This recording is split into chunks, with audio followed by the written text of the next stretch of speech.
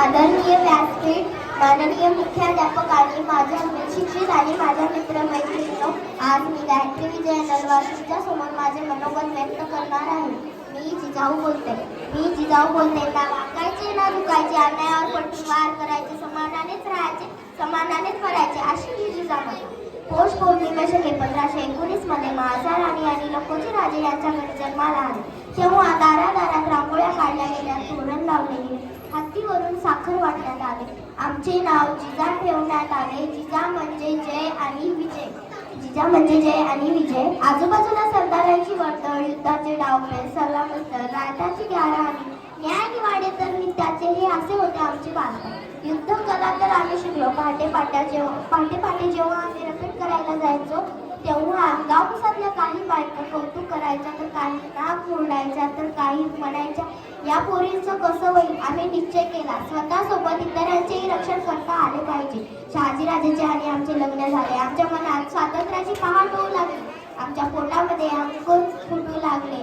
आम्हाला मेवा मिठाई किंवा सुगंधित शरबती ही नको होती. आमचे डोहाळे वेगळे होते. आम्हाला हत्तीवर बसावेसे वाटत होते. डोंगर चढून किल्ले पहावेसे वाटत होते.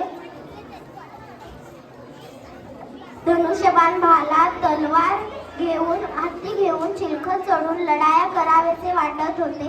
शिवबा लहानपणापासूनच युद्ध कलेत पारंगत होते. आम्ही त्यांना लहानपणापासूनच शिकवले. कोणत्याही जाती धर्माचा आहार करायचा नाही, कोणत्याही जाती धर्माचा दृश्य करायचा नाही, स्त्रियांचा आदर करायचा द्यायची नाही, माणसांना माणसासारखं वागवायचं. स्वराज्य हे स्वतःचे राजा आहे. येथे व्यक्ती ना व्यक्ती आहे. कोणी उच्च नाही, कोणी नीच नाही. येथे अत्याचार चालणार नाही. अफजलखानाच्या भेटी प्रसंगी तुम्ही कमी आला तर भीती बाळगू नका.